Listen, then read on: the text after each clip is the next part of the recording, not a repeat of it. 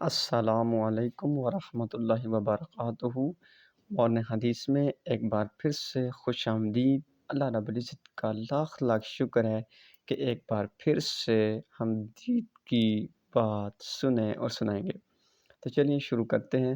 رسول اللہ صلی اللہ علیہ وآلہ وسلم نے ارشاد فرمایا، جس نے جمعے کے روز غسل کیا اور خوب اچھی طرح کیا اور جلدی آیا اور خطبہ میں اول مقام پہنچا، پیدل چل کے آیا اور سوار نہ ہوا، امام سے قریب ہو کر بیٹھا اور غور سے سنا اور لغو سے بچا، تو اس کے لیے ہر قدم پر 1 سال کے روزوں اور قیام کے عمل کا ثواب ہے۔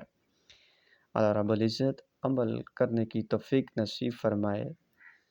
تو ہمیں کوشش کرنی چاہیے کہ جمعے کے دن اچھی طرح غسل کر کے اور تیار وغیرہ ہو کر ٹائم سے مسجد جائیں تاکہ یہ سارا ثواب ہم حاصل کر سکیں۔